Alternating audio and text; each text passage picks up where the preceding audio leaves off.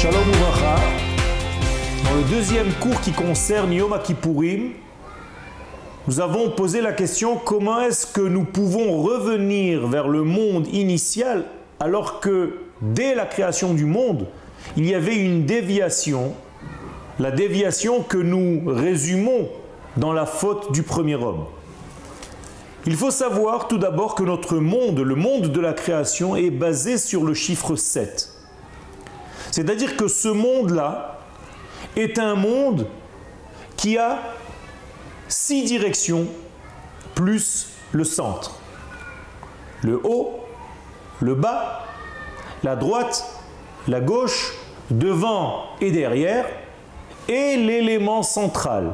Voici 7 points qui en réalité définissent la structure intérieure du monde de la matière, donc du monde de la création.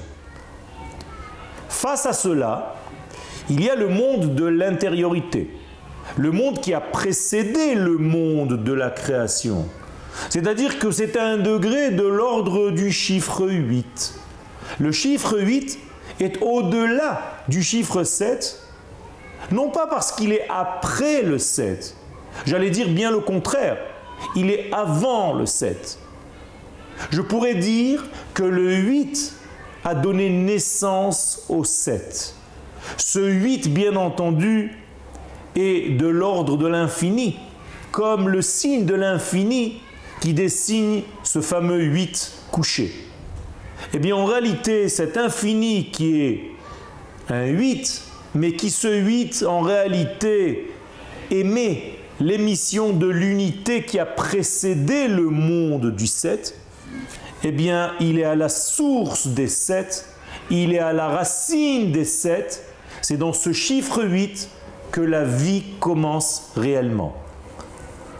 Et lorsque la Gemara va nous dire dans le traité de Yoma que 7 jours avant Yom Kippourim, nous devons faire certaines choses, notamment le grand prêtre, le Kohen Gadol, qui devait être retiré de certains degrés de sa vie, de sa femme, de sa vie individuelle, pour se préparer à quoi?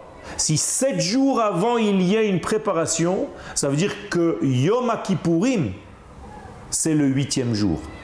Eh bien, pour se préparer à l'accès au 8e degré, au degré de l'infini, au degré qui dépasse les chiffres, qui dépasse la structure de ce monde, il faut une préparation dans ce monde, 7 jours, c'est-à-dire par toutes les possibilités, par tous les degrés, il faut se préparer à pénétrer dans ce degré de l'ordre du chiffre 8, qui est justement le jour de Yom Kippourim. Le jour de Yom Kippourim, donc, c'est le chiffre 8. Et ce chiffre 8, c'est tout simplement la source même, la base même vers laquelle nous devons revenir, parce que là-bas, dans ce chiffre 8, c'était la source de notre vie extérieure et superficielle.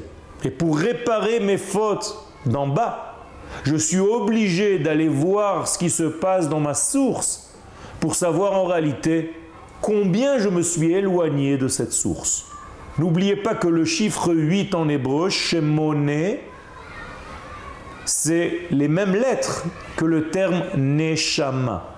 Ça veut dire qu'en réalité, le jour de Kippour, Yom Kippourim, c'est l'accès à notre Neshama, c'est l'accès à notre ADN au niveau intérieur pour savoir après comment reprendre notre vie en main.